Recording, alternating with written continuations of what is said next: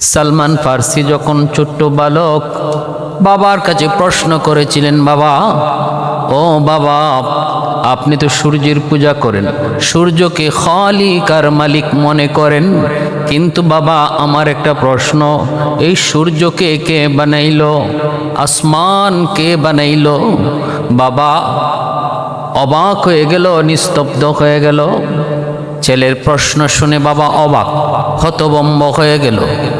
হওয়ারই তো কথা, কারণ যারা শিরিক করে, যারা সূর্যের পূজা করে, পাথরের পূজা করে, ওদের মাথায় এমন কোনো প্রশ্নই ঢুকে না, প্রশ্নই তো আসে না। ছোট্টকালেই তিনি ছিলেন অনেক মেধাবী, সবার কাছে বড় প্রিয়। সালমান শিশুকালেই তার মেধার প্রশংসা ছড়িয়ে পড়ে, সুন্দর আখলাক, সুন্দর ব্যবহারে মানুষ মোহিত হয়, মুগ্ধ হয়। বাবার বড় আদরের সন্তান। সালমান ফার্সির বাবা হলেন পারস্যের গভর্নর, গভর্নরের ছেলে সালমান ছোট্ট বালক। বাবাকে যখনই প্রশ্ন করলেন, বাবা সূর্যের পূজা করো, কিন্তু আমার প্রশ্ন হলো সূর্যকে কে বানাইলো? বাবা ধমক দিয়ে বলে, বাবা সালমান এমন প্রশ্ন করে না বাবা, এই প্রশ্ন করো না। আমি যেইভাবে সূর্যের পূজা করি তুমিও এইভাবে সূর্যের পূজা করো। সালমান কয়, বাবা গো, আমার পক্ষে এমনটা সম্ভব নয়, আমাকে জানতে হবে খালিক আর মালিক, প্রকৃত মালিক কে, খালিক কে, মালিক কে। দ্বিতীয় দিন যায় বলতেছে, বাবা বলো জমিন কে বানাইলো? বাবা আবারও খেপে গেল। বাবারে বললাম তো, তুই এমন কোনো প্রশ্ন করিস না, এই প্রশ্ন করা ঠিক না, এর কোনো সমাধান নেই। কিন্তু সালমান কয়, বাবা জবাব তোমাকে দিতেই হবে, নতুবা জবাব আমাকে খুঁজে বের করাই লাগবে। বাবা কিংকর্তব্য বিমূঢ় হয়ে ছোট্ট বালক সালমানকে তিনি একটা খামারের দায়িত্বে দিয়ে দিলেন। বাবা বুঝেছি, তুমি এখন থেকে কাজে লাগো, আমার খামার দেখাশোনার দায়িত্ব তোমার। খামারের দায়িত্ব দিয়ে দিলেন। সালমান তিনি এবার খামারের দায়িত্ব পালন করেন। হঠাৎ একদিন তিনি পাশেই শুনতে পেলেন, পাশের একটা গির্জা থেকে তাওরাত কিতাবের সুমধুর আওয়াজ ভেসে আসতেছে। একজন পাদ্রী তাওরাত কিতাবের সুন্দর করে তাওরাত কিতাব পাঠ করে। তখন তো তাওরাত সঠিকই ছিল, তাওরাত আসমানি কিতাব, ইনজিল আসমানি কিতাব, কিন্তু এই কিতাবগুলাকে ওরা পরিবর্তন করেছে, মন গড়া কিছু কথা ঢুকাইছে, মন গড়া কিছু কথা আবার বাদ দিয়েছে। কিন্তু কোরআন একমাত্র আসমানি কিতাব, যেই কিতাবের ভিতরে আজও পর্যন্ত কেউ কলম ধরে নাই, কিয়ামত পর্যন্ত কোরআনের একটা হরফ তো দূরের কথা, একটা নুক্তা পর্যন্ত কেউ পরিবর্তন করতে পারবে না। কারণ হলো হাজারো হাজারো নয়, কোটি কোটি মানুষের দিলের ভিতরে আল্লাহ পাক তার কুদরতে কোরআনকে আল্লাহ আমানত রেখে দিয়েছে। 100টা কোরআন পড়াইবা, 100 জন হাফেজকে পড়াও, 1000 কোরআন পড়াইবা, 1000 হাফেজ রেডি। এটা আল্লাহ পাকের কুদরত। আমার ভাইয়েরা, বন্ধুরা, যুবক, এজন্য বলি, সালমান ছোট্ট বালক তিনি চলে গেলেন গির্জায়। গির্জায় যেয়ে তিনি পাদ্রীর কাছ থেকে তাওরাতের কথাগুলি শুনলেন। এই কথাগুলো তো আল্লাহর কথাগুলো শুনে তার বড় ভালো লাগলো। মনের ভিতরে অনেকগুলি প্রশ্নের জবাব তিনি পেয়ে গেলেন, মনের ভিতরে অনেকগুলি প্রশ্নের জবাব তিনি পেয়ে গেলেন। তখন তার মনে হলো, আমি আমার উদ্দেশ্যের অনেক কাছাকাছি যাইতেছি, এক ধাপ আগায় গেছি, এক ধাপ আগায় গেছি। তিনি বলে ফেললেন, আপনি কোন ধর্মের? কয় খ্রিস্টান ধর্ম। এটা কোন কিতাব? কয় আসমানি কিতাব। নাম কি? তাওরাত। আমার মনের অনেকগুলি প্রশ্নের জবাব আমি এই কিতাবের মধ্যে পেয়েছি। অতএব আমার আব্বা যেই ধর্ম গ্রহণ করেন, আমার আব্বা যেই ধর্ম পালন করেন, এই ধর্ম কখনো সত্য ধর্ম হতে পারে না। সূর্য কখনো খালিকার মালিক হতে পারে না, জমিন কখনো খালিকার মালিক হতে পারে না। আমাকে আপনি খ্রিস্টান ধর্ম গ্রহণ করান। ছোট্ট অবস্থায় তিনি খ্রিস্টান ধর্ম গ্রহণ করে ফেললেন। এইদিকে বাবা খামারে গেল ছেলেকে দেখার জন্য, পায় না। অপেক্ষা করার পর সালমান এসে বলতেছে, আব্বা আমি তো খ্রিস্টান ধর্ম গ্রহণ করে ফেলেছি, কারণ ওই তাওরাতে আমি আমার মনের অনেকগুলা প্রশ্নের জবাব পেয়েছি। আর আমার বুঝ হয়ে গেছে বাবা, আপনি যেই ধর্ম পালন করেন এটা সত্য নয়, এটা কখনো সত্য হতে পারে না। কারণ সূর্য মানুষের সৃষ্টিকর্তা হতে পারে না, কারণ সূর্যেরও একজন খালিক রয়েছে, সূর্যেরও একজন সৃষ্টিকর্তা রয়েছে। প্রচন্ড আকারে বাবা খেপে গেল। সাথে সাথে সালমানকে বাড়িতে নিয়ে বাবা বলতেছে, বাবা তুই আজকে বাবার ধর্ম ত্যাগ করলি, তুই আজকে নিজের বড় পণ্ডিত মনে করলি, ঠিক আছে যা, আজ থেকে তুই আমার ছেলে না। তেজ্য পুত্র করে দিল, নিজের বাড়ি থেকে বের করে দিল, সব কিছু থেকে বঞ্চিত করে ছেলেকে বের করে দিল। সালমান তখন বলতেছেন, বাবা গো বাবা, আমি আমার মালিককে তালাশ করার জন্য, আমি আমার মাবুদকে তালাশ করার জন্য যদি তোমার বাড়ি ছাড়তে হয়, সকল সম্পদ থেকে বঞ্চিত হতে হয়, বাবা আমি তাও রাজি, কিন্তু আমার আসল মালিক বের করা লাগবে। এই বলে সালমান ফার্সি তিনি তার বাবার কাছ থেকে বের হয়ে আসলেন, রাজ দরবার থেকে বের হয়ে আসলেন। অজানা গন্তব্যে তিনি বের হয়ে গেলেন। কই যাবেন, কোথায় যাবেন তিনি জানেন না। পারস্য থেকে চলে আসলেন সিরিয়ায়। সিরিয়া তখন অনেক খ্রিস্টান পাদ্রী থাকতো। তিনি এরকম একজন খ্রিস্টান পাদ্রীর সাথে তার সাক্ষাৎ হলো।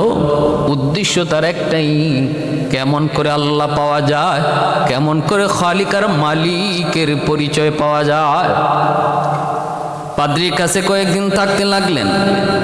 পাদ্রীর কাছে থাকতেছেন, এক পর্যায়ে তিনি দেখতে পেলেন এই পাদ্রী ভালো না, এই পাদ্রীরও চরিত্র খারাপ, সে মানুষের সম্পদ শুধু নেওয়ার তালে আছে।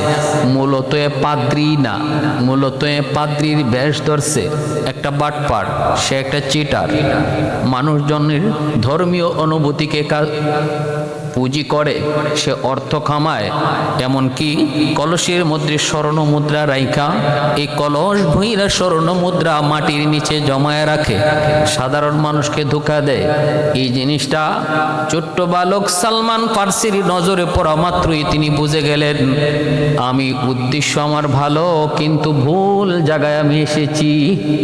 আমাদের সমাজেও এমন কিছু মানুষ পাওয়া যাবে রে যুবক,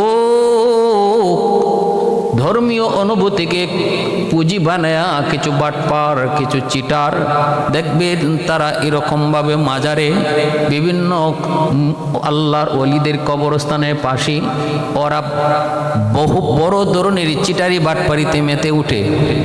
মূলত এরা যে বেশ ধরছে, শালু কাপড় লাগাইছে, চুলে জ্বর ধরাইছে, এগুলা সাধারণ মানুষকে বোকা বানানোর জন্য।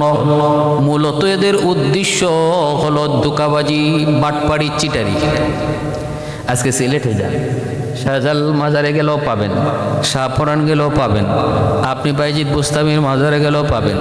গাঞ্জা খায়, চুলে জট লাগানো, দাড়িতে জট লাগানো, শালু কাপড় পরা, এরকমভাবে ইল্লাল্লাহর জিকিরও করে, আবার গাঞ্জাও খায়। সাধারণ মানুষ কি ধর্মীয় অনুভূতির পুঁজি বানায় তারা এরকম ধোঁকা দেয়। ঠিক তেমনিভাবে সালমান ফার্সি তিনি বুঝে গেলেন।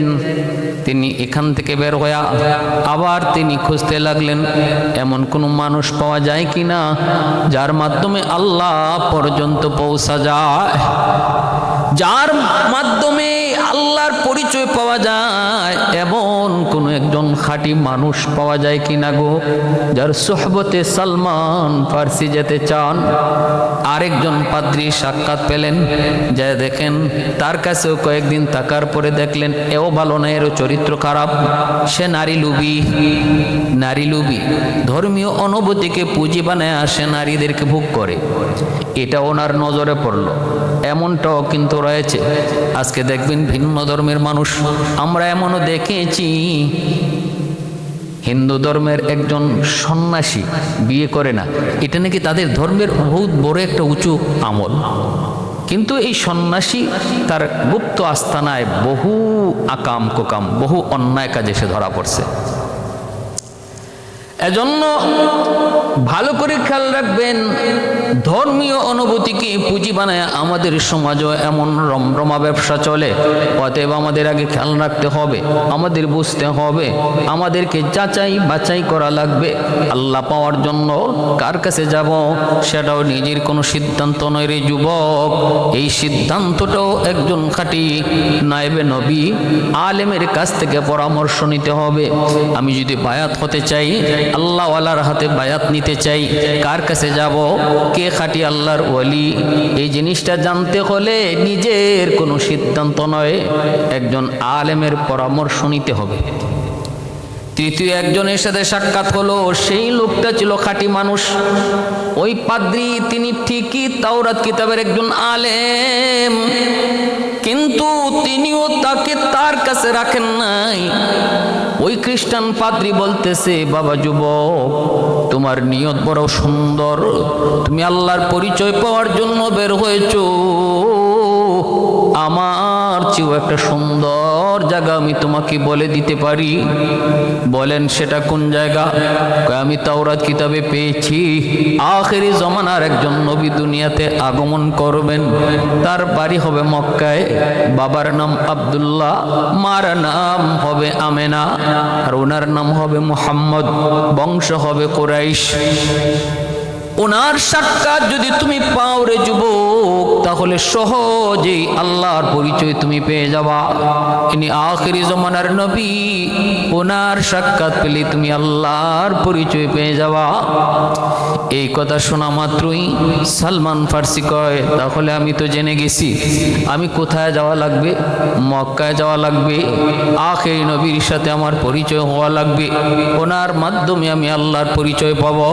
তিনি চললেন, সিরিয়া থেকে চললেন, মক্কায় যাবেন, কিন্তু রাস্তায় ডাকাতের হাতে বন্দী হয়ে সালমান ফার্সি তিনি একজন ইহুদির হাতে তিনি বিক্রি হয়ে গেলেন। ইহুদি হলো তার মালিক, সালমান হলেন তার গোলাম। সালমান ফার্সি কান্না করে, তবুও কই মালিক, আমি গোলাম হই আর যা হই, আমার মনে কোনো কষ্ট নাই গো আল্লাহ, তবু আমি তোমার পরিচয় পাওয়া লাগবে। তুমি কোথায়? তোমার পরিচয় পাওয়ার জন্য যদি গোলাম হয়ে থাকতে হয় আমি তাও রাজি, তবু তোমার পরিচয় আমার পেতে হয়। গোলামের কাজ করেন, খেজুর গাছের কাজ, খেজুর পরিষ্কার করা, গাছ পরিষ্কার করা, মালিক তারে দিয়া কাম করায়। এই এলাকাটা ছিল মক্কার পার্শ্ববর্তী কোনো একটা এলাকা, যে এলাকাটার অধিকাংশই ছিল ইহুদি। ওই এলাকায় সালমান ফার্সি তিনি রাজ্য সাইরা, বাদশাহী সাইরা, রাজদরবার সাইরা, সব কিছু বিসর্জন দিয়া গোলাম হয়ে আছেন শুধু একমাত্র আল্লাহকে পাওয়ার জন্য। দিন যায় রাত যায়, তিনি একদিন এরকম ভাবেই খেজুর গাছের উপরে গাছ পরিষ্কার করেন, নিচে তার মালিক। ওই অবস্থায় মালিকের বন্ধু এসে বলতেছে, বন্ধু শুনেছ মক্কায় এক বালক জন্ম নিয়েছে, নাম তার মুহাম্মদ, বাবার নাম আব্দুল্লাহ, মার নাম হলো আমেনা, আর আমরা তো তাওরাত কিতাবে পেয়েছি আখেরি নবী যিনি হবে তার নাম হবে মুহাম্মদ, বাবার নাম হবে আব্দুল্লাহ, মার নাম হবে আমেনা। এই কথার কথাটা শোনা মাত্রই সালমান ফার্সি তিনি কাছ থেকে নেমে গেলেন। মনের ভিতরে যেন আলোড়ন সৃষ্টি হয়ে গেল। ডাক দিয়া বলতেছেন, ভাই আপনি কি বললেন আর একটা বার শোনান। কয় হ, আমাদের তাওরাত কিতাবে আছে আখিরি নবী যিনি হবেন, রাহমাতুল লিল আলামিন যিনি হবেন, নাম হবে মুহাম্মদ, বাবার নাম হবে আব্দুল্লাহ, মার নাম হবে আমেনা, বংশ হবে কুরাইশ। এই বালক জন্ম নিয়েছে মক্কায়। শোনা মাত্রই সালমান ফার্সির দিলের ভিতরে যেন একটা প্রশান্তি অনুভব হলো, প্রশান্তি অনুভব হলো। আমি যার সঙ্গে সাক্ষাতের জন্য রাজ্য সারলাম, রাজত্ব সারলাম, রাজ পরিবার সারলাম, মনে হয় আমি তার সন্ধান পেয়ে গেছি গো মালিক। ওয়াল্লাযীনা জাহাদু ফীনা লানাহদিয়ান্নাহুম সুবুলানা ওয়া ইন্নাল্লাহা লামাআল মুহসিনিন। আল্লাহ পাক কয়, আমাকে পাওয়ার জন্য যে চেষ্টা করে আমি তার জন্য আমাকে পাওয়ার অগণিত অসংখ্য রাস্তা খুলে দেই, সহজ করে দেই। সালমান ফার্সি রাজ্য সারলেন, রাজত্ব সারলেন, বাদশাহী সারলেন, সম্পদ সারলেন, সব ছেড়ে দিলেন।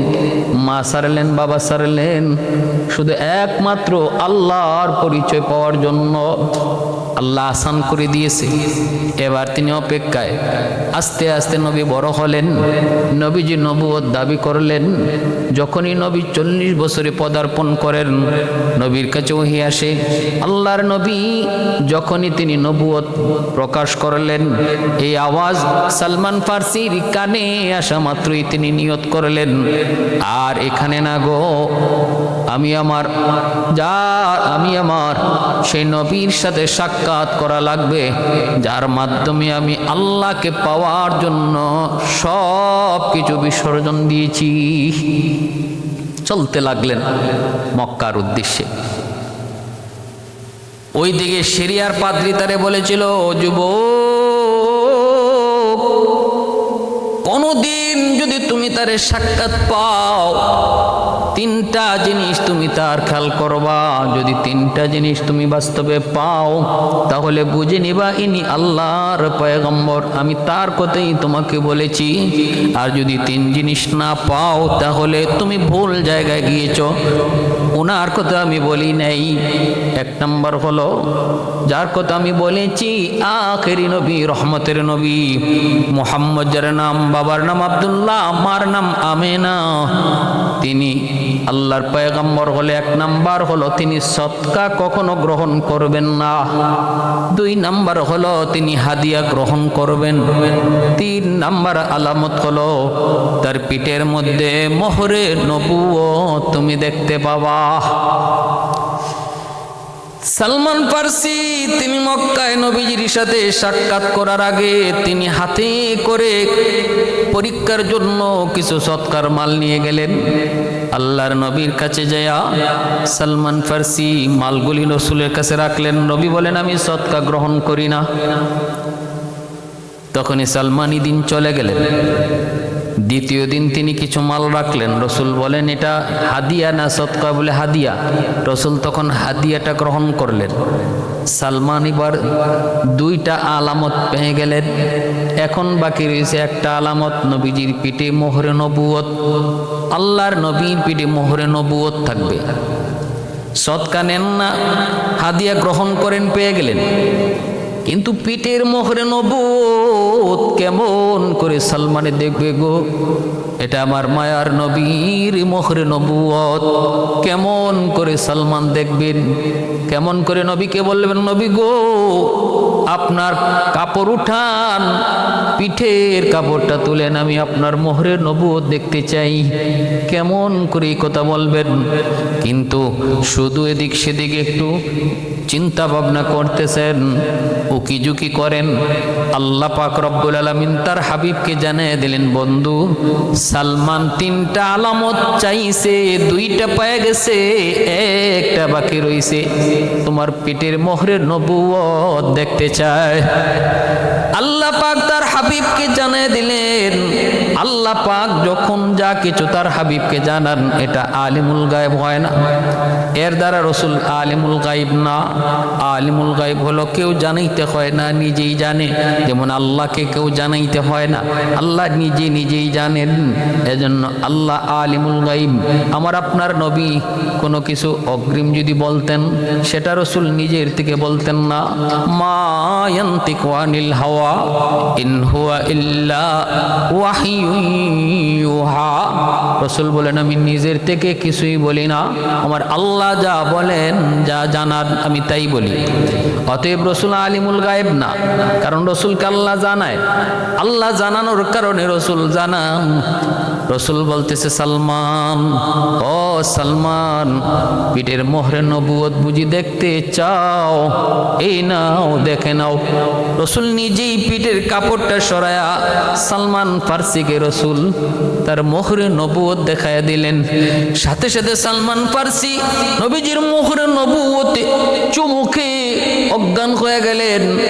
আর হাত দুটো বিছায়া বলতেছেন, নবী গো, রাজ্য সেরেছি, রাজত্ব সেরেছি, মা সেরেছি, বাবা সেরেছি, সব সেরে এসেছি একমাত্র আপনার সন্ধানে। মোহরে নবুয়ত আমি পেয়ে গেছি, আর দেরি করতে চাই না। সব ছেড়ে দিয়েছি, আমার মনে কষ্ট নাই, কিন্তু এখন আমি আপনার দরবার মুহূর্তের জন্য ছাড়তে পারবো না। আমাকে এই মুহূর্তে কালেমা পড়ায় আর মুসলমান বানায় দেন। সালমান ফার্সি রসুলের হাতে হাত রেখে মুসলমান হলেন। তখন তার বয়স ছিল 120 বছর। সালমান ফার্সি একজন একমাত্র সাহাবী যিনি সবচেয়ে বেশি হায়াত পেয়েছেন, 350 বছর হায়াত পেয়েছেন। মুসলমান হইছেন 120 বছর বয়সী। হাজি কো জব জানে মদিনে কি জমি তক, জানা मैं यही नक्श कदम मांग रहा हो, जाना मैं यही नक्श कदम मांग रहा हो, दौलत न कोई जाहो शम मांग रहा हो, मैं साया दीवार हरम मांग रहा हो, मैं साया दीवार हरम मांग रहा हो। মুসলমান হইয়া সালমান এইবার মালিকের কাছ থেকে বিদায় আনতে গেলেন। যে মালিককে বলতেছেন, মালিক, আপনি তো আমার পরিচয় জানেন না, আমি তো আপনার গোলাম, এটা সত্য, কিন্তু আমি কে? আমি তো পারস্যের গভর্নরের ছেলে। আমি বাবা ছেড়েছি, মা ছেড়ে দিয়েছি, আমি রাজত্ব ছেড়েছি, বাবার সকল সাম্রাজ্য ছেড়ে আমি চলে এসেছি শুধু একটা জিনিসের জন্য, মালিকের পরিচয়। এই আসমানের মালিককে, জমিনের মালিককে, সূর্যের মালিককে, এই মালিকের পরিচয়ের জন্য সব কিছু ছেড়ে দিয়েছি। এক পর্যায়ে আমি গোলাম হয়েছি, ডাকাতের হাতে গ্রেপ্তার হয়ে আপনার কাছে গোলাম হয়েছি, কিন্তু আমার উদ্দেশ্য ছিল মদিনা মক্কার আখিরি নবীর সন্ধানে যাওয়া, তার সোহবতে যাওয়া। আমি মক্কায় যাওয়ার পথে ডাকাতের হাতে গ্রেপ্তার হয়ে আপনার গোলাম হয়েছি গো মালিক। এবার আমি আমার নবীর পরিচয় পেয়ে গেছি, নবীর হাতে হাত রেখে কালেমা পড়ে মুসলমান হয়েছি। এবার আপনি দয়া করে আমাকে আজাদ করে দেন। ইহুদি মালিক কয়, অসম্ভব, এত সহজ নাকি আজাদ করা? আমি কি তোমাকে পয়সা দিয়ে কিনে আনি নেই? আমি তোমাকে আজাদ করতে পারবো না, কিন্তু একটা শর্তে আজাদ করতে পারি। কই কি শর্ত? ওই যে দেখো মরুভূমি, এই পাথরি জমির মধ্যে 300 খেজুর চারা লাগাইবা, আর ওই 300 খেজুর চারা যেদিন গাছগুলি বড় হবে, এই গাছে খেজুর ধরবে, যেদিন খেজুর পাকবে আর আমি ওই পাকা খেজুর খাবো, ওই দিন তোমাকে আজাদ করব। সালমান ফার্সি শর্ত শোনা মাত্রই রসুলের কাছে চলে আসলেন। আয়েশা চোখের পানি ঝরে কান্দার গো নবী গো, আমি তো আপনার দরবার ছাড়া থাকতে পারবো না গো নবী, আমি মা ছেড়ে দিয়েছি, বাবা ছেড়ে দিয়েছি, রাজত্ব ছেড়ে দিয়েছি, কিন্তু আপনার দরবার ছাড়তে পারবো না গো নবী। কিন্তু আমার মালিক তো আমাকে মুক্ত করবে না, আমার মালিক তো আমাকে আজাদ করে না। এমন এক শর্ত লাগাইছি, এই শর্ত পূরণ হবেও না, আর আমার মুক্ত হওয়াও সম্ভব হবে না, আজাদ হওয়াও সম্ভব হবে না। রাসূল বলতেছে, সালমান বলো কি শর্ত তোমার মালিক লাগাইলো? আমার মালিক বলে সে নাকি পাথরি জমিতে 300 খেজুর চারা লাগামো আমি, আর ওই 300 খেজুর চারা যেদিন বড় হবে, খেজুর গাছে খেজুর ধরবে, এই খেজুর পাকবে, ওই খেজুর গাছ থেকে যেদিন খেজুর সে খাবে সেদিন আমি আজাদ হব। অগনবীজি, একটা চারা লাগানোর পর ওই চারাটা খেজুর ধরা পর্যন্ত সময় বসতে তার 15 বছর লাগে। অতএব 15 বছরের ভিতরে তো কল্পনাই করা যায় না কেমন করে কি করব। আর আমি তো আপনার দরবার এক মুহূর্ত ছাড়াও থাকতে পারবো না, এখন আমি কি করি? কয়া সালমান চোখের পানি জড়ায় জড়ায় কাঁদতেছে। আল্লাহ নবী সালমান ফারসির চোখের পানি মুছেন আর বলেন, সালমান আপনি কাইদেন না, চলেন, রসুলের চেয়ে অনেক বয়সে বড় ছিলেন। আল্লাহর নবী বলেন, আপনি কাঁদবেন না, যান যায় মালিককে বলেন চারা আমরা লাগাবো, চলেন। আমাদের কাম হলো চেষ্টা করা, চূড়ান্ত গন্তব্যে পৌঁছায় দেওয়া মালিকের কাম। রসুল বলতেছেন, ওমর 300 খেজুরের চারা রেডি করো, আলীকে সঙ্গে নিয়া। ওমর আলীকে সঙ্গে নিয়া নবীজি সালমান ফারসিকে সাথে লইয়া মালিকের ওই পাথুরি জমিতে রসুল হাজির হলেন। এরপরে আল্লাহ রসুল গর্ত খনন করতেছেন। এক হলো পাথুরি জমি, যেখানে মাটি নাই, মাটি ছাড়া গাছ হয়ে কেমন করে, সেই জায়গায় রসুল একটু ছোট ছোট গর্ত করে চারাগুলো লাগাইতেছেন। আর হযরত ওমরকে বলতেছেন চারাগুলি লাগাও, আলীকে বলতেছেন চারাগুলি লাগাও, সালমানকে বলতেছেন চারাগুলি লাগাও। 300 চারা লাগানোর পর রসুল নিজের মোবারক হাতে রসুল পানি দিলেন। পানি দিয়ে আল্লাহর নবী বলতেছে, সালমান, ওমর আসো, আমরা আমাদের কাম করেছি, এইবার আমার আল্লাহ তার কামটা পুরা করবে। এই বইল আল্লাহর রসুল হাত উঠে দিলেন, মালিক আমরা আমাদের কাম করেছি, ওয়াল ইতমামু মিনাল্লাহ, আমরা আমাদের কাম করেছি, এইবার মালিক তুমি তোমারটা করো। চারা লাগানো আমাদের কাম, পানি দেওয়া আমাদের কাম, কিন্তু এই চারা গাছকে বড় করা, এই চারা গাছে ফল ধরানো, এই ফল পাকানো, সব কিছু তোমার কাম। ওয়াল্লাযীনা জাহাদু ফীনা লানাহদিয়ান্নাহুম সুবুলানা ওয়া ইন্নাল্লাহা লামাআল মুহসিনিন। কাদিরি কুদরত দানি বরকামাল, কাদিরি কুদরত দারি বরকামাল, আনতা রব্বি আনতা হাসবি যুল জালাল, আনতা রব্বি আনতা হাসবি যুল জালাল। मैं ढूंढ रहा कहाँ है दरबार इलाही, मोहब्बत में तेरा दम बदम रहना है मौला, मोहब्बत में तेरा दम बदम रहना है मौला, मोहब्बत में तेरा दम बदम रहना है मौला, तेरा नाम में जीना है, तेरा नाम में मरना। हमें तो दोस्त बना दे, हमें तो मस्त बना दे, हमें तो दोस्त बना दे, हमें तो मस्त बना दे, हमें तो प्यार बना ले, हमें तो यार बना ले। तो खुदा मालिक फिरदौस, खुदा खालिक तो नार, तो खुदा मालिक फिरदौस, खुदा खालिक तो नार। तू नफरमान के रहमान, तो गुनहगार के गफ्फार, तो नफरमान के रहमान, तो गुनहगार के गफ्फार। সুবহানাল্লাহি ওয়া বিহামদিহি, আমার নবীর হাত উপরে তাকতে তাকতে চারাগুলা 10 হাত পরিমাণ উঁচু হয়ে গেল। আল্লাহ নবী আল্লাহর শুকরিয়া আদায় করলেন। এরপরে রসুল বলেন, সালমান আর কান্না করা লাগবে না, অল্প কদিনের ভিতরে এই গাছ থেকে ফল হবে, ফল পাকবে। 15 দিনের মাথায় 15 বৎসরে যে কাম হয় সেটা 15 দিনই এই গাছ থেকে ফুল হলো, ফল হলো, সেই ফল পাকলো। সেই পাকা ফল মালিকে খাইলো। রসুল আসলেন মালিকের কাছে, আমার সালমানকে আজাদ করো, এই নেও তোমার বাগানের পাকা ফল। মালিকে কই, নবী গো আপনি যায়েন না, সালমানকে আজাদ করার আগে আমাকে আপনি মুসলমান বানায় দেন।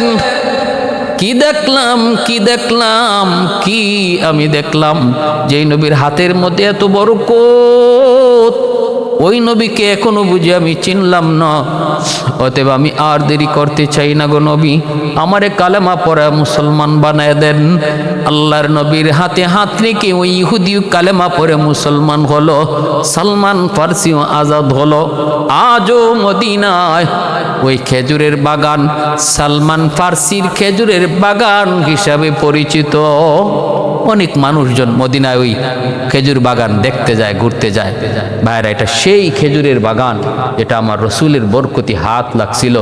15 বৎসরে যেটা হওয়ার কথা সেটা 15 দিনের হয়েছিল। 15 দিনে সে সালমান ফার্সি রাদিয়াল্লাহু তাআলা আনহু তার ইসলাম গ্রহণ করার সাথে হযরত আল্লাহর খলিল ইব্রাহিম আলাইহিস সালামের ঈমান আনা, আল্লাহর প্রতি ঈমান আনার ঘটনার পরিপূর্ণ মিল রয়েছে।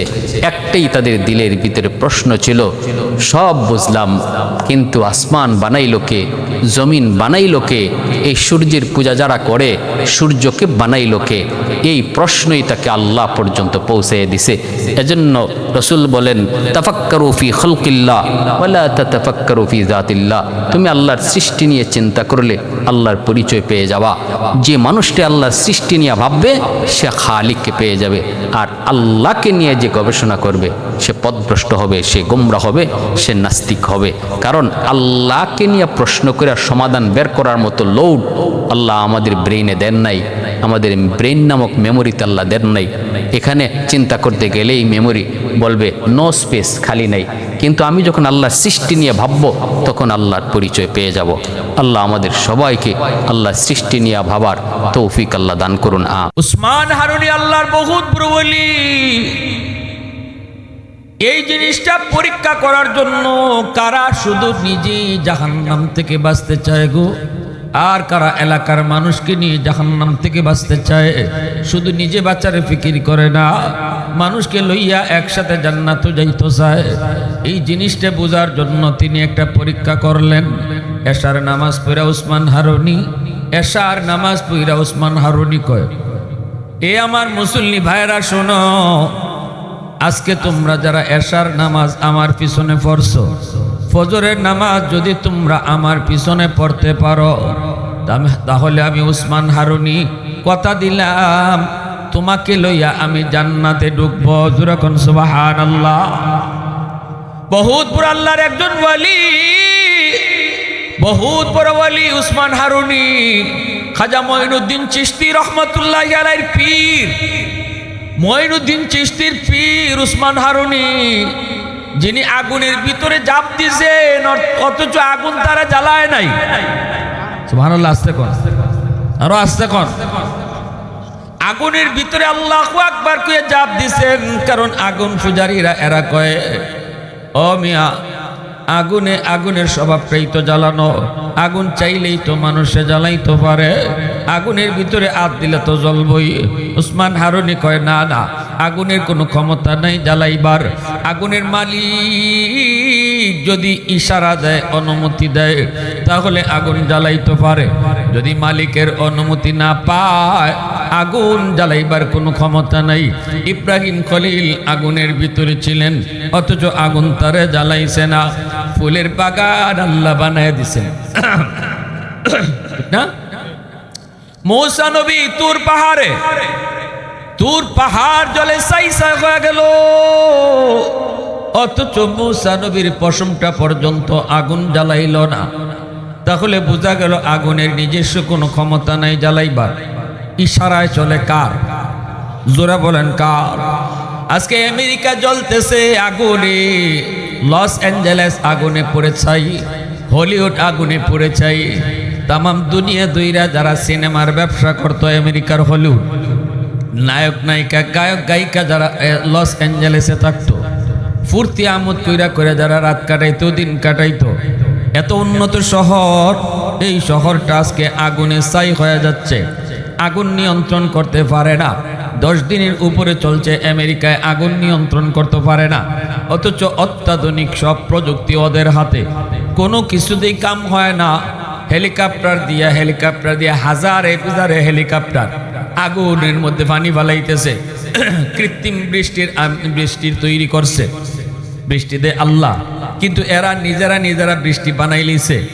এরপরও আগুনে যত পানি দেয় বোঝা যায় আগুন আরো সেতে। তাহলে বোঝা গেল আগুন ইশারায় চলতেছে। কার? জোরে খাও কার? দুনিয়ার আগুন পানি দিলে নিভে যায়, কিন্তু যে আগুন ইশারায় চলে, এই আগুনে পানি দিলে আরো ঘি ঢালা হয়। এজন্য যুবক, বাহাদুরি করবা না। তোমার আবার বাহাদুরি ক্ষমতা যেখানে যায় শেষ হয়, সেখানে আল্লাহর ক্ষমতা শুরু হয়, সেখান থেকে আল্লাহর ক্ষমতা শুরু হয়। আজকে গোটা আমেরিকার এই লস অ্যাঞ্জেলেস শহর, এত দামি শহর আগুনে পুড়ে জ্বলতেছে, কিচ্ছু করার নাই। আমেরিকা অসহায়ের মতো তাকায় আছে, তামাম পৃথিবী অসহায় হয়ে দেখতেছে। আল্লাহর শক্তির সামনে দাঁড়াইবার ক্ষমতা কারো? ভাইরা আমার, এজন্য বলি যুবক, উসমান হারুনি আগুনের ভিতরে ঢুকে পড়লেন। কয় দেখো আগুনে নিজের ক্ষমতা আসেনি জ্বালাইবার, আল্লাহু আকবার কয়ে ঢুকে পড়ছেন। এবার অগ্নি পূজারীরা কয় হায় হায় হায়, লোকটা তো এখন মরব, কিন্তু সায়া দেখে না না, আগুন আগুনের মতো করে উঠতেছে, কিন্তু উসমান হারুনির গায়ে টাচ করে না। আগুনের ভিতরে তিনি থাকলেন, আবারও তিনি আল্লাহু আকবার কয়া বের হয়ে আসলেন। এখন আগুনের পূজারীরা কয় হায় হায়, এতদিন আমরা কারে ভগবান কইছি, আগুন তো বড় ভগবান না, আগুনে যারা জ্বালাইতে পারে না হে তো বড় ভগবান। এখন উসমান হারুনির ভগবান কয়ে সাজদা দেওয়া শুরু করছে। ইনি লাঠি হাতে লিয়া মারে আর কয় এই আহমকের আহমক, আগুন যে আমারে জ্বালাইছে এটা আমার ক্রেডিট না, আমি আগুনের মালিকের ইবাদত করি, আর তোমরা আগুনের পূজা করো। তোমরাও যদি আগুনের মালিকের ইবাদত করো, তাহলে আগুন তোমাদেরকেও সালাম জানাবে, জ্বালাবে না। সুবহানাল্লাহ। সবাই একসাথে কালেমা পড়ে মুসলমান হয়ে গেছে। ওয়াহদাত কি হিফাজত নেহি বেকুওয়াত বাজু, ওয়াহদাত কি হিফাজত নেহি বেকুওয়াত বাজু, आती लिखी कुछ काम हक ले खुदा दाद, आती लिखी कुछ काम हक ले खुदा दाद। ऐ मर्द खुदा तुझको क़ुव्वत नहीं हासिल, जा बैठ किसी गार में अल्लाह का कर याद। ये सच है कि बातिल की तरफदार नहीं हम, गद्दार न समझो हम गद्दार नहीं हाँ। फूलों की तरह नरम मिजाज अपना है नजर, हम तीर नहीं नेज़ा व तलवार नहीं हाँ, हम तीर नहीं नेज़ा व तलवार नहीं हाँ। मुसलमाনের আওয়াজে কও আল্লাহু আকবার। আজকে আপনাদের যুবকরা কত সুন্দর একটা আয়োজন করলো, এর উদাহরণ দিতে যায় বলতেছি। উসমান হারুনি বলতেছেন, বাবারা এশার নামাজ যারা তোমরা আমার পিছনে আদায় করেছো, ফজরের নামাজ যদি তোমরা আমার পিছনে পড়তে পারো, তাহলে আমি উসমান হারুনি বললাম তোমাদেরকে নিয়ে জান্নাতে ঢুকব। সবাই তো খুশি হয়ে গেল, খুশি। অনেকেই মনে মনে ভাবতেছে ফজরের আগ পর্যন্ত আর ঘুমাবো না, সারা রাত সজাগ থাকমু, ফজর যেন মিস না হয়। কেউ মনে মনে ভাবতেছে বাপরে কে কইমু, বাপে মনে মনে ভাবতেছে পুত্রেও কইমু, পুত্রে আজকে ফজরটা অন্তত ওসমান হারুনির পেছনে পড়। ভাই মনে মনে ভাবতেছে ভাইকে যায় কইব, ভাই আজকে ফজরটা ওসমান হারুনির পেছনে পড়। বন্ধু মনে মনে কয় বন্ধুরে গে কইমু। এইভাবে অনেকেই মনে মনে খালি কইমু, সাথে সাথে ওসমান হারুনি কয় আরেকটা কথা আছে। কয় কি কথা? উসমান হারুনি কয় আমি যে একটা খুশ খবর দিছি তোমাকে নিয়ে জান্নাতে ঢুকমু, ফজর যদি আমার পিছনে পড়ো। এই কথাটা অত্যন্ত গোপন, এটা কারো কাছে কওয়া যাইতো না, নিজের কাছে রাখতে হইব। যদি কেউ কাউকে খয়ালাও তাহলে তুমি জাহান্নামে যাইবা, কাউরে কইলেই জাহান্নামে যাইবা। এই কথাটা কইয়া পাওয়া মাত্রই সবাই আবার নীরব হয়ে গেল, নিস্তব্ধ হয়ে গেল। ঘটনা কি? মনে মনে ভাবছিলাম আব্বারে কইমু, বাপে মনে মনে ভাবছিল পুত্রে যায় কইব, ভাইয়ে মনে মনে ভাবছিল বাইরে যায় কইব। কিন্তু যেই মাত্র ওসমান হারুনি কয় কাউকে কওয়া যাইব না, অত্যন্ত গোপন খবর, সাথে সাথে সবাই নিয়ত করছে তাহলে আর কইতাম না, নিজে বাঁচা দরকার। নিজে বাঁচলে বাপের নাম না বাবা মামা। আমার কথা বুঝিন না আপনারা, এক জাত পাঁচত্তি আমরা। নিজে বাঁচলে নিজে বাঁচলে আল্লাহ এটা ফুক ফুরিছি সময় দিছো দেখছি রংসা চিনি সারা, রংসা চিনি সারা। সবাই গেছেন যার যার বাড়ি, কেউ কেউ রে খুঁজতা কয় না। বাপ ঘুমাইছে পুতের দ্বারা, পুত্রে কিছু কয় না। পুত ঘুমাইছে বাপের দ্বারা, বাপরে কিছু কয় না। ভাই ঘুমাইছে ভাইয়ের দ্বারা, বাইরে কিছু কয় না। কইলেও জাহান্নামে যাওয়ার লাগবে। কথাটা বুঝাইছে? বন্ধু বন্ধুর কাছে ঘুমাইলো, কিছুই কয় না, কয় না, কয় না। এইবার বাপে পুত্রে কয়, পুত কিভাবে সাটাসাটি খরচ কর লাগি ঘুমাস না কেনে? কয় না আব্বা আমার ঘুমে ধরে না, তুমি ঘুমাও। তাও হয় না। ফজর যদি ওসমান হারুনির পিছনে ফরন যায় কোনো রকম, তাইলে জান্নাতের সার্টিফিকেট আছে। তো কয় না, কইলে তো আবার জাহান্নামে যাওয়া লাগবে। বাপে পুত্রে কয় না, পুতে বাপরে কয় না, ভাই বাইরে কয় না, বন্ধু বন্ধুরে কয় না। অথচ সারা রাত এক জায়গায় ঘুমানো, একই বিছানায় ভাই ভাই ঘুমাইলো, অথচ ভাই ভাইকে কয় না, নিজে বাঁচার জন্য ভাইকে কয় না, কারণ নিজেই শুধু বাঁচতে চায়। কইলে নিজে জাহান্নামে যাওয়া লাগবো। ফজরের সময় সবাই চলে আসছে ফজরের নামাজে। ওসমান হারুনি সালাম ফিরাইছেন, সালাম ফিরাইয়া দেখেন পুরা মসজিদ ভরা মুসল্লি, বারান্দা ভরা মুসল্লি, রাস্তাঘাট মাঠ ময়দান সব মুসল্লি ভরে গেছে। ওসমান হারুনি কয় ঘটনা কি? আমি যে কথাটা কইছিলাম তোমাদের কার কার মনে আছে? কই হুজুর আমার মনে আছে, আমার মনে আছে, আমার মনে আছে। কি কথা কয়? ফজর যদি আপনার পিছনে পড়া যায় তাহলে জান্নাত আপনার সাথে যাওয়া যাবে। এই কথাটা খালি নাকি আরো কথা আছে? আরো কথা আছে। কি কথা কয়? এই কথা গোপন কথা, কাউকে বলা যাবে না। ওসমান হারুনি কয় কিতা কইছি আর কইলে জাহান্নামে যাওয়ান লাগবো। ওসমান হারুনি কথা হলে এত মানুষ আইলো কোত্থেকে? এরা তো আসার সময় নামাজ হইছে না, আমার কথা এরা শুনছে না। এই মানুষগুলাকে আমার গোপন কথা জানাইলো কেডায়? তাড়াতাড়ি কও, তাড়াতাড়ি কও। যে কইছো সে কিন্তু জাহান্নামে যাইবা নিশ্চিত। কেডায় কইছো কও? একজনে হাত উঠায় কয় হুজুর খুদার কসম আমি কইছি না, আব্বার দ্বারা ঘুমাইছি এরপর বাপরে কইছি না। আরেকজনে কয় হুজুর খুদার কসম আমি কইছি না, ফুতের দ্বারা ঘুমাইছি অথচ আমি কইছি না। আরেকজনে কয় খুদার কসম হুজুর বাইরে কইছি না, খুদার কসম হুজুর বন্ধুরে কইছি না। খালি কইছি না, কইছি না, কইছি না, কসমের পর কসম কইছি না। কিন্তু একজন মানুষ এশার জামাত পড়ছে, কিন্তু সে হাত উঠায় না, হাত না উঠাইয়া মাথাটা নিচের দিকে দিয়া বয়া। ওসমান হারুনি ডাক দিয়া কয়, ও মিয়া তুমি মাথা নিচিতে বই রইছো কেন? তুমি তো আসার সময় ছিলা, আমার কথাও তুমি শুনছো, তুমি কইলা কিনা এই মানুষগুলার একটু কও। তখনই তিনি হাতটা উঠায় কয় হুজুর আমি এই মানুষগুলারে জানাইছি। কেন? তুমি কেন কইলা? তুমি কি জানো না এই কথা শুনাইলে পরে জাহান্নামে যাওয়া লাগবে? জাহান্নামে যাওয়ার বুঝি তোমার এত শখ?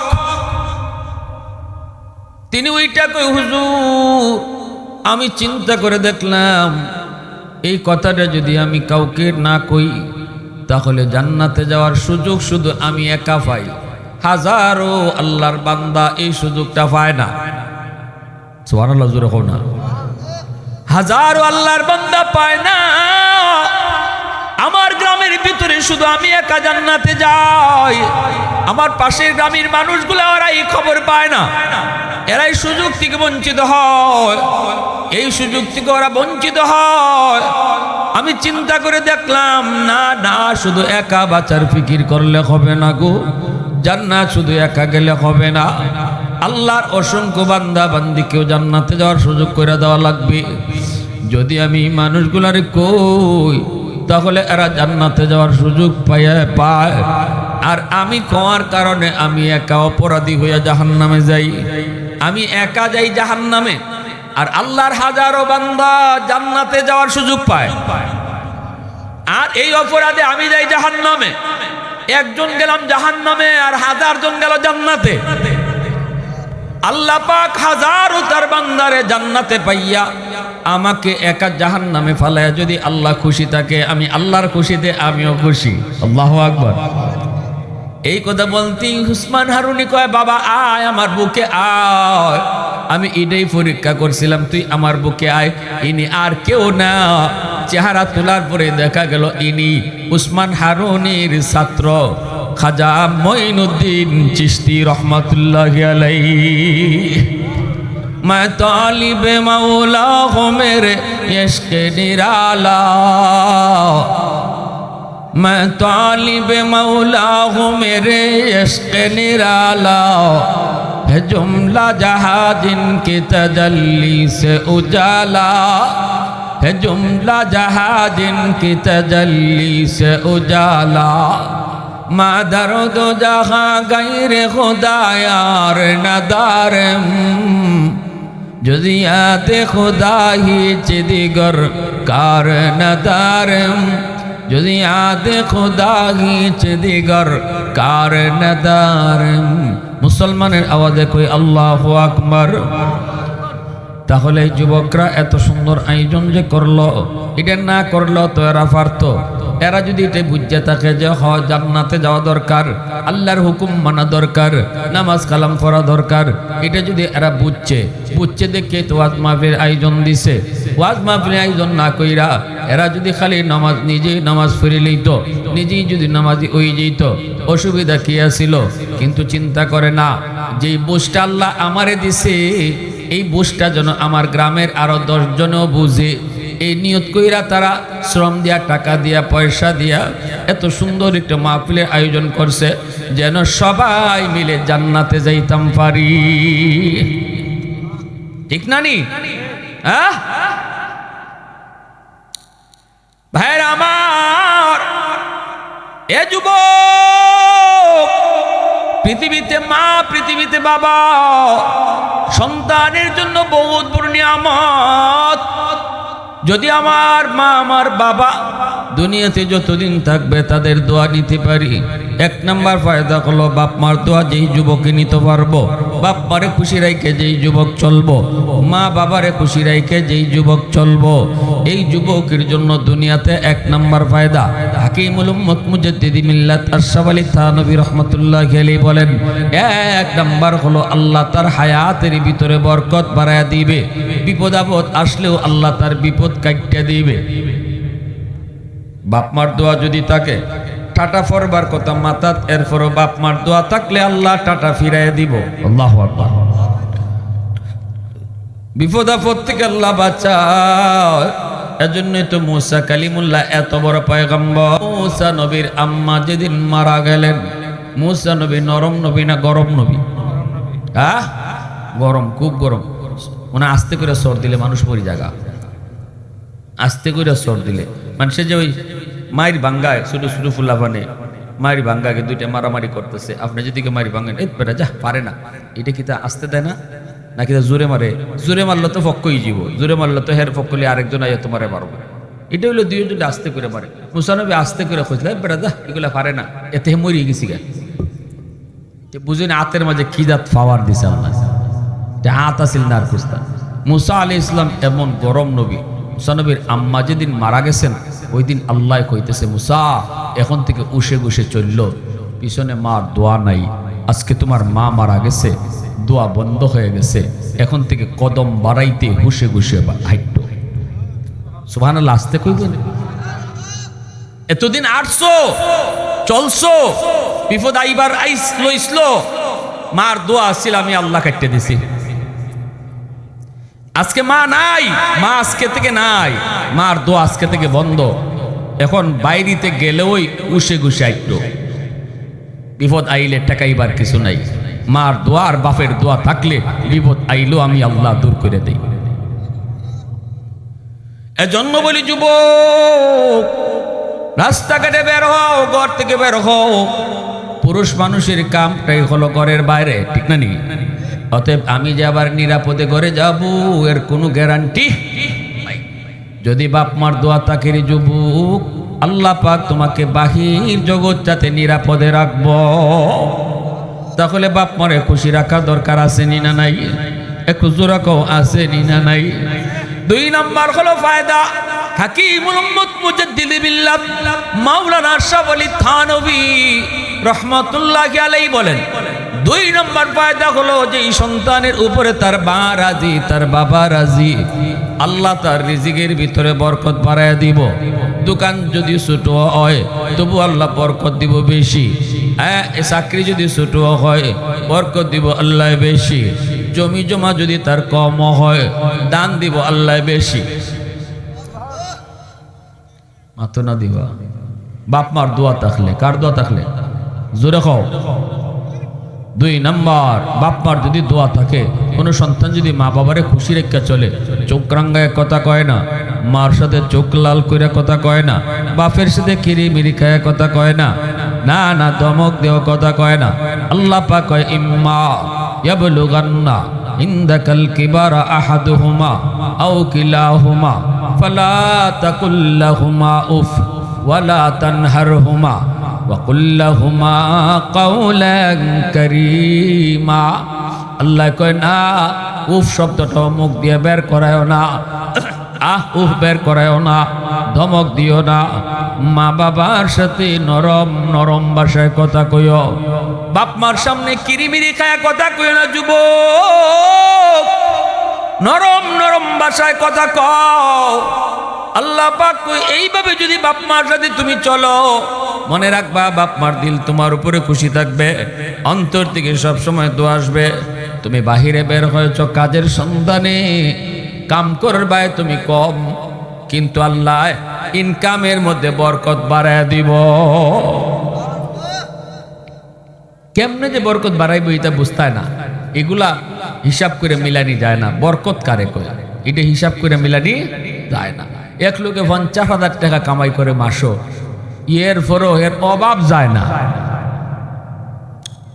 বাজারও গেলে নাফিতেও টাকা পায়, মাছ ওলায়ও টাকা পায়, চাউলের দোকানও তো অভাবই নেই, কত আদার যে জমছে, ঠিক না নি? আমি দেখছি এরম বড় পয়সাওয়ালা কিন্তু হারাম কামাই করে, সুদের ব্যবসা করে, সুদ খায়, সুদে টাকা লাগায়, এর টাকা কামায় অনেক টাকা, কিন্তু একটা রিক্সাওয়ালা এর রিক্সা তুলে না, রিক্সাওয়ালা এর রিক্সা তুলে না। যদি কইছে এবারে অমুক যাই কই আল্লাহ স্যার আমার তো আরেকটা টিপ আছে, কি দেখো আরেকটা টিপ আছে আমার, কারণ রিক্সাওয়ালা জানে কি হারাম করে নিয়ে ওই টাকা দিত না, কইব কালকে নেই, ঠিক না? কইব কালকে নেই, সোহান বাংতি নাই, ইরম যে কত জমাইছে। আর আরেকজনে মাসও বেতন পায় 10,000 টাকা, কোন রকম সংসার চলে, কিন্তু আল্লাহর রহমতে মাস শেষে এমন একজন মানুষ হারয় না যে আমি তো আপনার কাছে 200 টাকা পাই, 300 টাকা পাই, কেউ তার কাছে পায় না, ঠিক না নি? মসজিদের ইমাম সাহেবরা, মাদ্রাসার হুজুররা কয় টাকা বেতন পায়, কিন্তু মাশাআল্লাহ চলতে কি কম চলেনি? হ্যাঁ আলহামদুলিল্লাহ সুন্দর চলে না? বাজারে কয়জনে টাকা পাইব? পোশাক আশাকটাও তো মাশাল্লাহ, কারো তো কম দামে পোশাক পরে না। তো কইবা আপনি আমার অনেকে কইতো কি ডাকা কয় মুসল্লিরা, হুজুর আমরা মাসে 60,000 70,000 টাকা কামাইও কোনো দিশা বিশা পাই না, বেদিশা হয়ে যাই গিয়া। কিন্তু আপনারে আমরা দেই কত, এই 20-25,000 টাকা দেই মাসও। এই টেকারাতে আপনি বাসা ভাড়াও দেই, আবার যে পাঞ্জাবির কাপড় ফরই হুজুর ইজাত কাপড় দিয়ে তো আমরা শার্ট বানাইবার স্বপ্ন দেখতে পারি না, বুঝছেন নি? তখন আমি কইলাম যে শোনেন, ইডের করতেই আল্লাহ কইছে বরকত, ঠিক কিনা জোরে কও? এটা তুমি হিসাব মিলাইতে পারতে না। বরকত হইল এমন জিনিসের নাম যেটা হিসাব মিলানি যায় না, নিজের বুদ্ধি দিয়া নিজের যুক্তি দিয়া, এটা আল্লাহর দেওয়া, ঠিক কিনা? বাপ মার দোয়া যদি তোমার উপরে থাকে রে যুবক, 3 নম্বর ফায়দা হলো আল্লাহ তোমারে দিন দিন সম্মানের চেয়ারে বসাইব, ইজ্জতের চেয়ারে আল্লাহ তোমারে বসাইব। হাকিমুল উম্মত বলেন বাপ মার দোয়া থাকলে দিন দিন আল্লাহ তার সম্মান বাড়াইব, দিন দিন আল্লাহ তার সম্মানের চেয়ারে বসাইব, সম্মানের চেয়ারে বসাইব। 4 নম্বর হলো যদি বাপ মার দোয়া থাকে তাহলে আল্লাহ পাক সে যদি গরিব হয়, গরিব যদি হয়, বাপ মার দোয়া যদি লয়া চলে, আল্লাহ তারে মরণের আগে আগে মক্কা মদিনা তারে দেখাইব। কেন কি জন্য? কই মা বাবার চেহারার দিকে সে দুনিয়ায় বেশি বেশি তাকাইছে, বাবার চেহারার দিকে তাকাইছে, চেহারার দিকে নরম মায়ার সুরে তাকাইয়া কথা কইছে। বাবা বুড়া হয়ে গেছে, নখ কাটতে পারে না, নখ কাটতে গেলে বাবা আঙ্গুল কেটে ফেলে, মুছ কাটতে গেলে বাবা ঠোঁট কেটে ফেলে। সন্তান বাবার মুছটা কাটতে দিছে, বাবার নখটা কাটতে দিছে। যতবার বাবার মুখের দিকে সে নজর করলো, আল্লাহর নবী বলেন মা মিন ওয়ালাদিন বারিন ইয়ানজুরু ইলা ওয়ালিদাইহি নাজরা রাহমাতিন ইল্লা কাতাবাল্লাহু লাহু বিকুল্লি নাজরাতিন হাজ্জাতাম মাবরুরা। যতবার নজর করলো ততবারই আল্লাহ তার আমল নামায় কবুল হজের সওয়াব আল্লাহ উঠায় দিল। জীবনে যতবার মার দিকে বাবার দিকে তাকাইলা যুবক, ঘর থেকে বের হতে গেছো তখনই কইছো আম্মা আমি একটু বাজারও যাই, আব্বা আমি একটু বাজারও যাই। চেহারার দিকে তাকাই যে তুমি কইয়া গেছো, মার দিলটা খুশি হয়ে গেছে, আমার ফুট বাজারও যাইতেছে, কয়ে গেছে আমারে ফান লাগবো নি, আব্বা তোমার ওষুধ লাগবো নি। এই যে কথাটা জিগাই গেছো, মার দিলটা খুশি, নজর পড়ছে মার চেহারায়, কবুল হজ আমল নামে উঠে গেছে। ফেরেশতারা ডাক দেয়া আল্লাহ জীবনে এতগুলা হজের সওয়াব কামাইল, বাস্তবে কি তুমি তারে হজ করাই তাই না? আমরা ফেরেশতারা দোয়া করি আল্লাহ তুমি তারে বাস্তবে হজ করায় দাও। তখন আল্লাহ পাক ফেরেশতাদের দোয়ার কারণে এই মা ভক্ত বাবা ভক্ত সন্তানটারে আল্লাহ দুনিয়াতেই মক্কা মদিনা দেখায়া দেয়। তাহলে বাপ মার দোয়া নিয়ে চলার দরকার আসেনি না নাই? আর একটু জোরে কো আসেনি না নাই? আর যদি বাপ মার দোয়া না থাকে, মা বাবারে কষ্ট দাও, বাবার সাথে চোখ লাল কইরা কথা কও, ধমক দিয়া কথা কও, মনে রাখবা 1 নম্বর দুনিয়ার ক্ষতি হলো তোমার উপরে বিপদ আইতে গেলে কেউ ফিরাইতে পারতো না।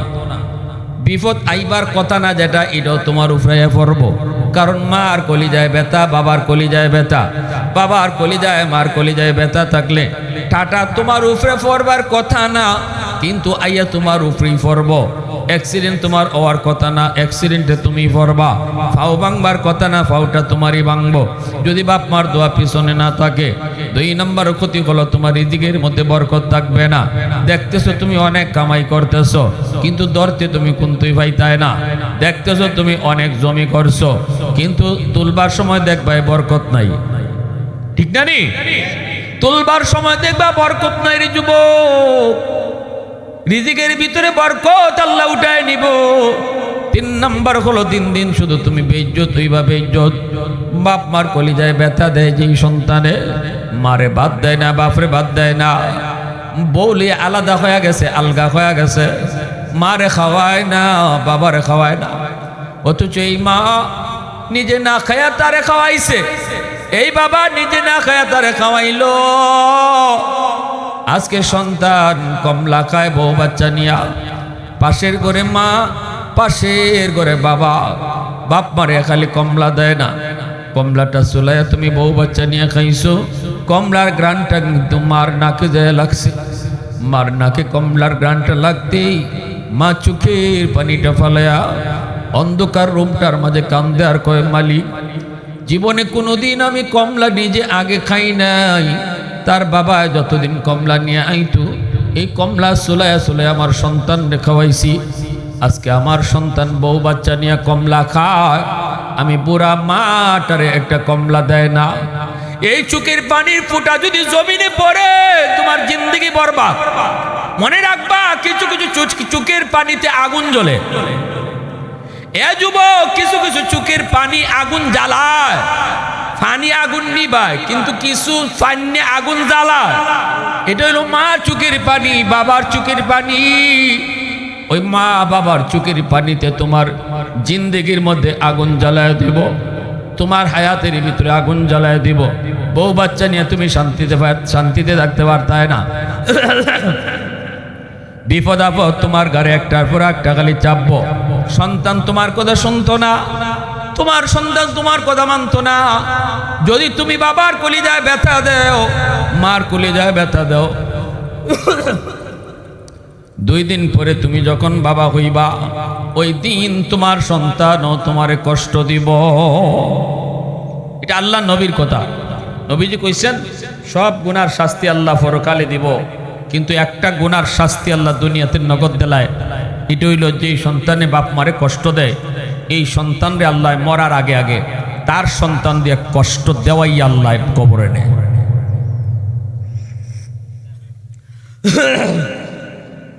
ইল্লা উকুকুল ওয়ালিদাইন ফাইন্নাহু ইউআজ্জালু লিসাহিবিহি ক্বাবলাল মামাত। মৌতের আগে আল্লাহ নগদ শাস্তি দেলায় বাপ মার কলিজায় যারা ব্যথা দেয়। এবার তুমি হিসাব করে দেখো, তুমি যদ্দুর কষ্ট বাপরে দিতেছো, যদ্দুর কষ্ট মারে দিতেছো, লিখকেনও তোমার কপালে অদ্দুর লেখা আছে। তুমি এটা যদি মান্য নিতে পারো যে হট লেখা থাকলে থাকুক, এটা আমি মান্য নিব, তে মারে কষ্ট দিলাও। আর যদি বুঝো যে না আমি পারতাম না, তাড়াতাড়ি ওখানেই বাদ দাও, এখনই বাপ মারে কষ্ট দেওয়া বন্ধ করো।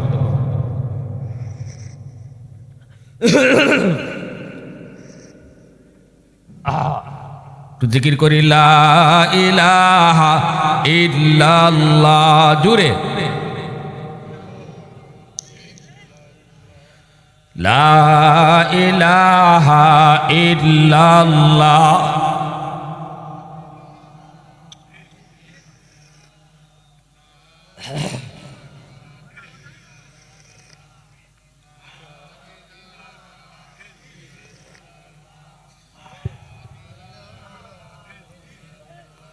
ये जिक्र खुदा दिल में सदा रखने दिया कर, ये जिक्र खुदा दिल में सदा रखने दिया कर, और नक्श खुदा दिल में जमा रखने दिया कर।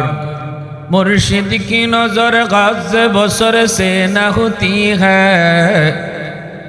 क्या खुश नजरी खुश नजरी खुश नजरी है, क्या खुश नजरी खुश नजरी खुश नजरी है। दिल तूर की दिल जोर दिया सबका खुदा से, क्या दिल शिकानी दिल शिकानी दिल शिकानी है, क्या दिल शिकानी दिल शिकानी दिल शिकानी है। ला इलाहा इल्लल्लाह।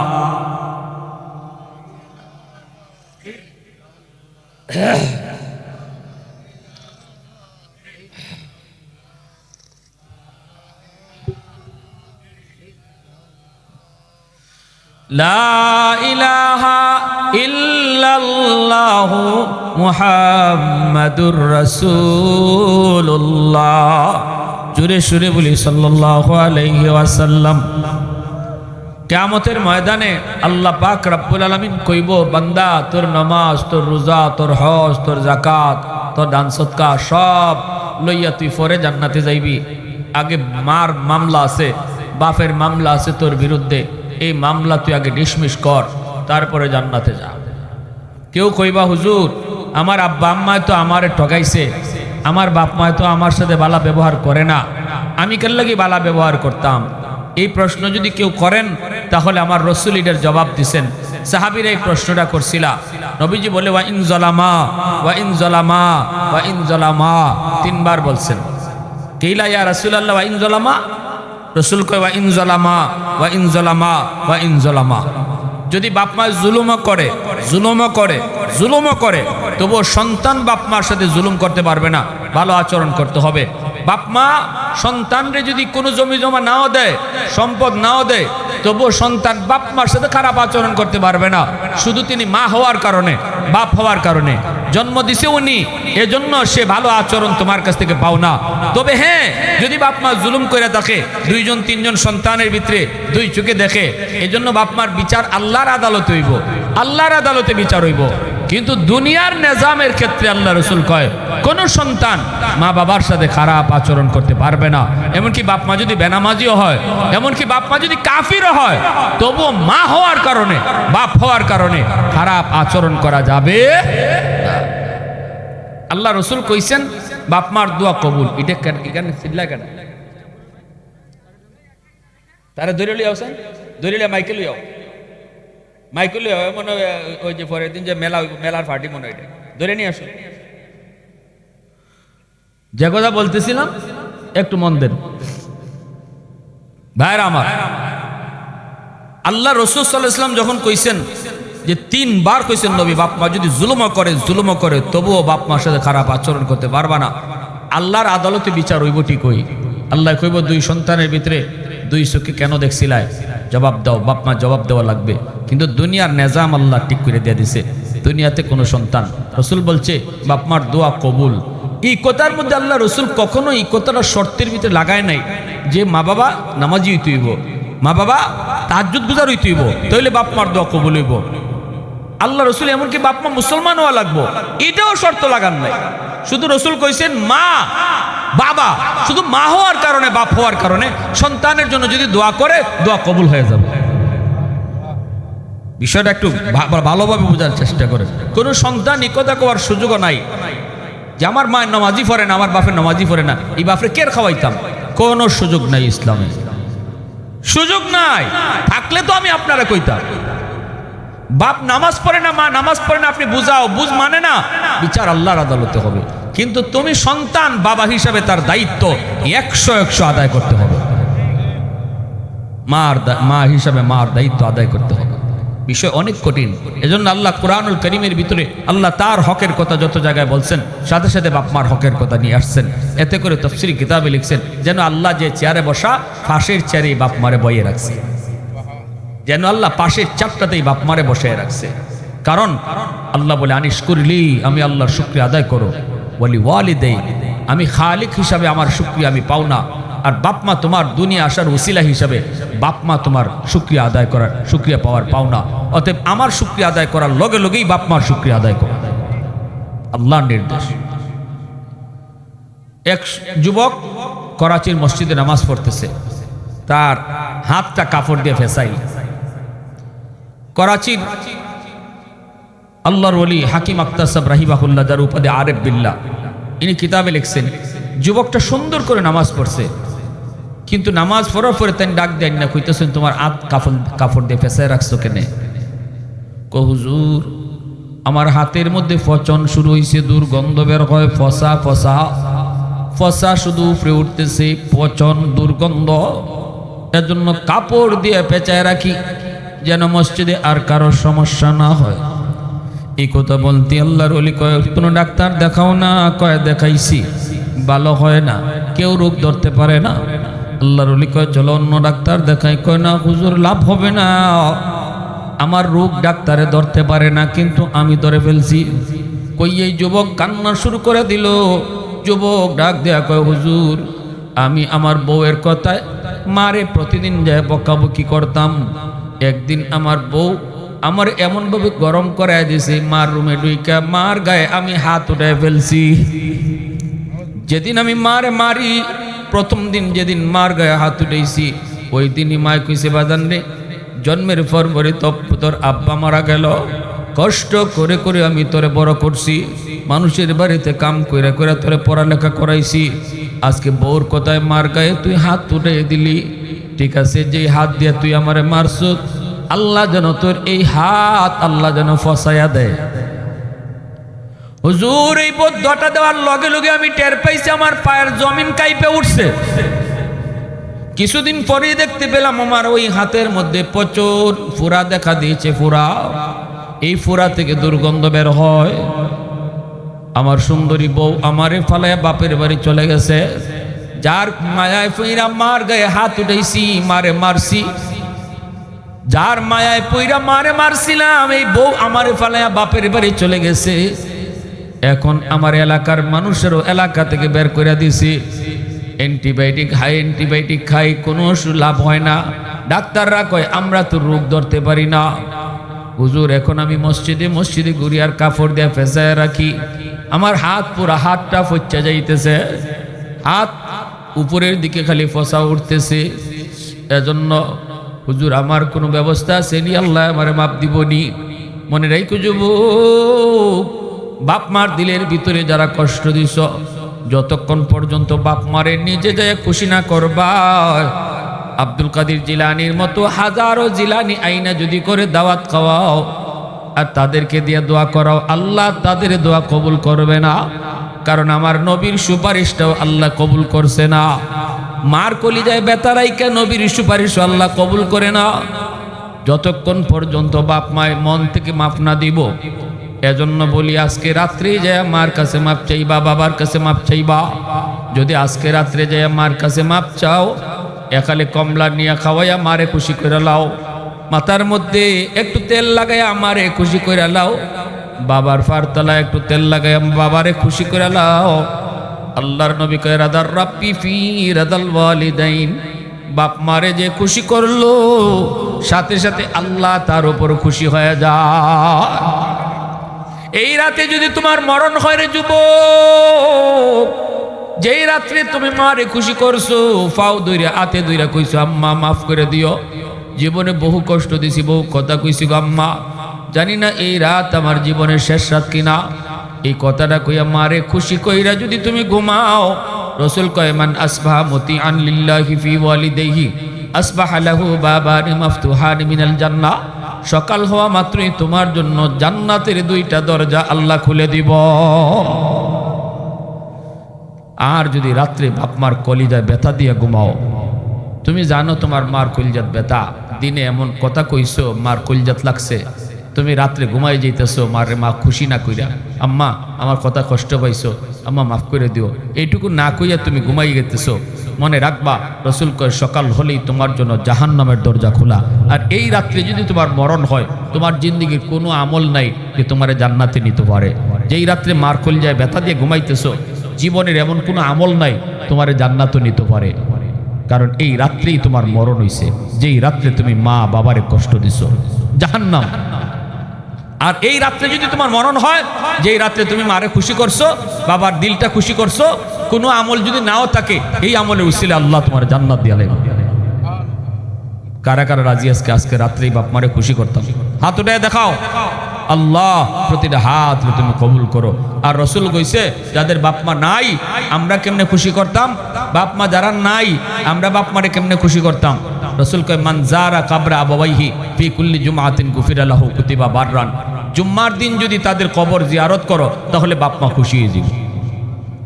জুম্মার দিন কবর জিয়ারত কঠিন কাজ না সহজ কাজ? জোরে বলেন, কঠিন কাজ না সহজ কাজ? কারা কারা রাজি আছি হাত উঠে আল্লাহরে দেখাই জুম্মার দিনে কবর জিয়ারত করতাম।